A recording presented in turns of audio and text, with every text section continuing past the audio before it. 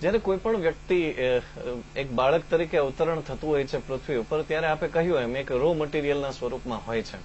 હવે એને એના પ્રમાણેની જિંદગી જીવવા માટે એની પાસે કોઈક દિશા હોય એ ખૂબ જરૂરી છે. તો આપણે કહ્યું એમ એ વધારાનો જે સામાન કાઢવાની વાત આવે છે એ કેવી રીતે કાઢી શકાય અને કોણ કાઢતું હોય? આપણા ત્યાં એજ્યુકેશન સિસ્ટમ છે. What is education? To educate.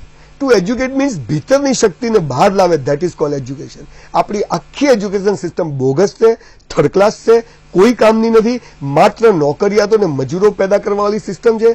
માત્ર 20% ટોપર્સ માટે આ સિસ્ટમ કામ કરે છે. આપણે ડોક્ટરો, એન્જિનિયરો, ચાર્ટર્ડ એકાઉન્ટન્ટ અને કંપની સેક્રેટરીઓ પેદા કરવા છે. What is about the rest of the 80% students? જે માણસને 90% આવે એ જ સફળ. આ વાત સામે મારો જબરજસ્ત વિરોધ છે. અને જ્યારે એજ્યુકેશન સિસ્ટમ એવી થશે કે દરેક બાળક સ્કૂલ કોલેજમાંથી બહાર નીકળે ત્યારે એને એમ થવું જોઈએ કે I am the best creation of God.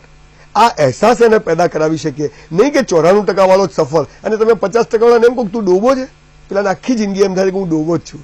હું એમ કહું છું સ્કૂલ કોલેજમાં તમે પહેલા, બીજા, ત્રીજા નંબરનું બહુમાન કરો છો ને સાહેબ, તો છેલ્લા 3 નંબરનું પણ બહુમાન કરો. કેમ કે મારા જેવી નોટો સાહેબ ત્યાં જ બેઠી હોય.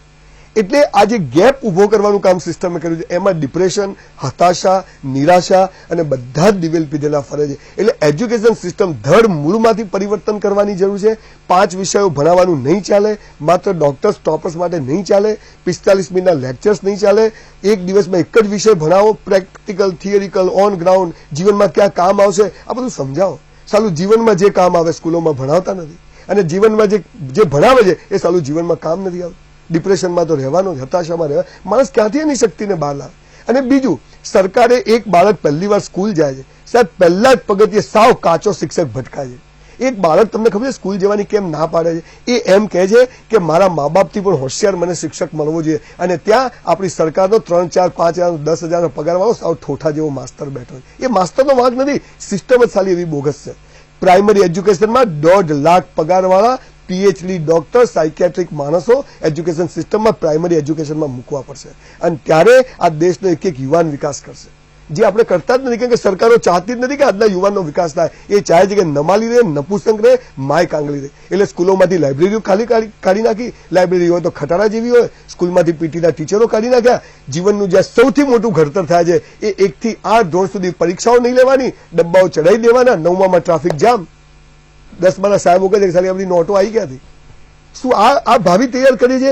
સવાલ સિસ્ટમને ગાળો બોલવાનો નથી, પણ મને દુઃખ થાય છે કે કેમ એવો કોઈ માણસ નથી આવતો કે જે આ બાળકની માનસિકતાને સમજે અને એનો વિકાસ.